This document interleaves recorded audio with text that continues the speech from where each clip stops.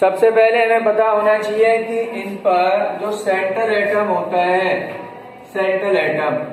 अब बात करते हैं यहाँ पर सेंट्रल एटम कैसे पता करेंगे। सेंट्रल एटम क्या होता है?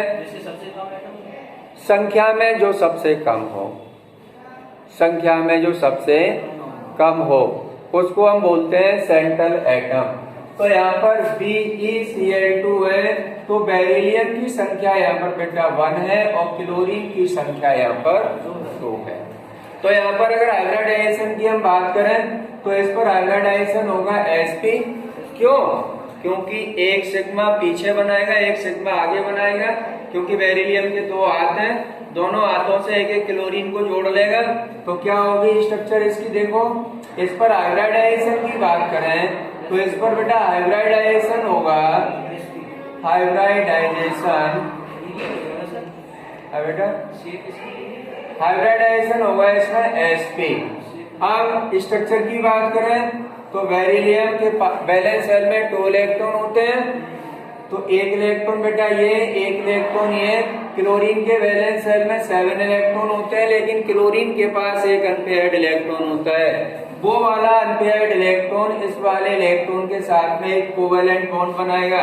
ऐसे ये वाला Cl इस वाले इलेक्ट्रॉन अनपेयर्ड इलेक्ट्रॉन के साथ एक कोवेलेंट बॉन्ड बनाएगा। अब हमें क्या दिख रहा है? हमें दिख रहा है कि इसके पास अब कोई लोन पेयर नहीं बचा है, इसके पास कोई भी लोन पेयर नहीं बचा है। लेकिन इसके पास क्या है? कितने लोन पेयर हैं? 3 लोन पेयर हैं इसके पास भी 3 लोन पेयर हैं, ठीक है ना। लेकिन हमें बात किससे करनी है, यानी किस पर हमें हाइब्रिडाइजेशन पता किया है हमने? बेरिलियम पर, क्योंकि सेंट्रल एटम है। तो एक सिग्मा बेटा ये हो गया और एक सिग्मा ये हो गया। तब हम फॉर्मूला लगाते हैं hybridisation equal to number of sigma bond plus loan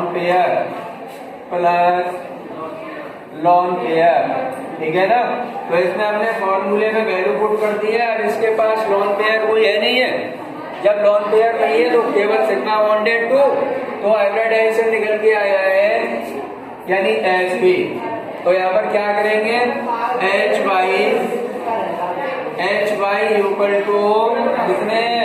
2 plus 0, lone pair 0 है, इक्वल टू 2 हो गया। तो sp हाइब्रिडाइजेशन निकल के आ गया। अब इसकी हमने स्ट्रक्चर बनाई। sp हाइब्रिडाइजेशन की जो स्ट्रक्चर शेप होती है वो लीनियर होती है। तो शेप की बात करें यहाँ पर, इसकी शेप कैसी होगी? शेप होगी बेटा इसकी लीनियर होगी। इतनी बातें क्लियर हो गई? लीनियर होगी, ठीक है ना। अब हम BeCl3 की बात करते हैं। तो BeCl3 की अगर बात करें, ये तो हो गया फर्स्ट नंबर। अब सेकंड नंबर पे है BeCl3 है। सबसे पहले इस पर हमें हाइब्रिडाइजेशन पता करना है। तो हाइब्रिडाइजेशन पता करने के लिए क्या करना है? हाइब्रिडाइजेशन कुछ नहीं करना है आपको। ये देख लो कितने क्लोरीन जुड़े हुए हैं।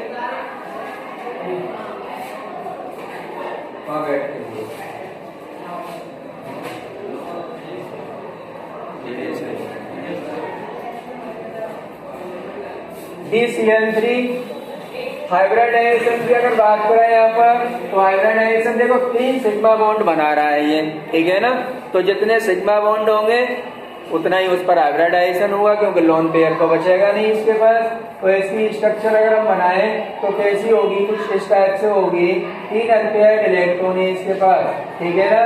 क्लोरीन का ये अनपेयर्ड इसके साथ एक बॉन्ड बनाएगा, इस क्लोरीन का ये अनपेयर्ड इसके साथ एक बॉन्ड बनाएगा और ये एक बॉन्ड बनाएंगे इसके साथ।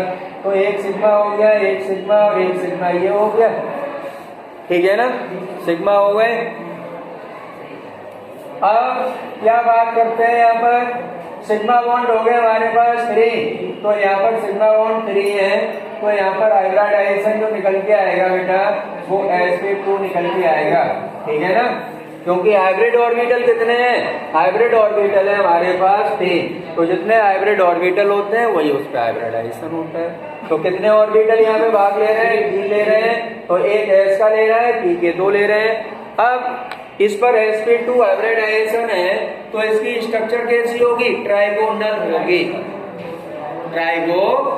ट्राइगोनल स्ट्रक्चर होगी इसकी, ठीक है ना। तो स्ट्रक्चर का मतलब शेप उसकी कैसी होगी, स्ट्रक्चर होगी इसकी ट्राइगोनल।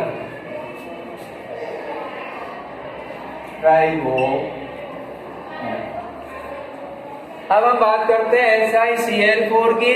तो पहले SiCl4 पर क्या करना है, देखो यहाँ पर ध्यान दो, यहाँ पर ये ध्यान देना है, हमने एक फॉर्मूला हाइब्रिडाइजेशन कैलकुलेट करने के लिए और बताया था कि उसमें स्ट्रक्चर की हमें जरूरत नहीं पड़ती है।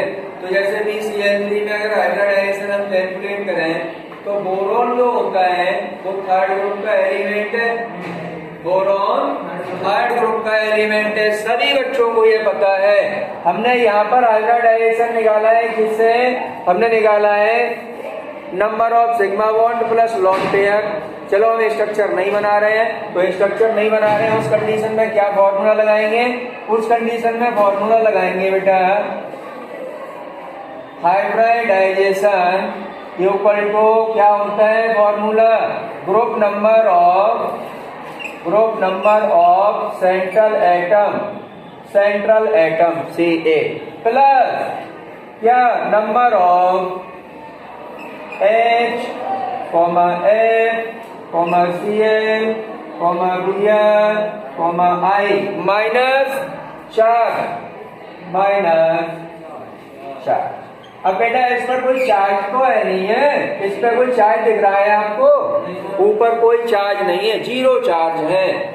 तो ग्रुप नंबर है इसका थर्ड, तो हाइब्रिडाइजेशन यहाँ से कैलकुलेट कर लो, ग्रुप नंबर है थर्ड तो यहाँ लिख दो थर्ड, प्लस Cl कितने जुड़े हुए हैं उसके साथ, 3 जुड़े हुए हैं। इसमें बेटा डिवाइडेड बाई 2 और करना पड़ता है, डिवाइडेड बाई 2 और करना पड़ता है फॉर्मूले में, ठीक है ना। चलिए तो इसमें 3 में 3 हमने प्लस कर दिए, अपॉन में हो गया 2 तो 6/2 यानी आ गया क्या 3। कौन सा हाइब्रिडाइजेशन होगा, sp2 होगा, और sp2 हमने इस फॉर्मूले से कैलकुलेट किया हुआ था। बोलो क्लियर है। तो यहाँ पर स्ट्रक्चर बनाने की हमें जरूरत नहीं पड़ेगी, ठीक है ना। स्ट्रक्चर की शेप बता दी, ट्राइगोनल होती है। अब बात करते हैं SiCl4।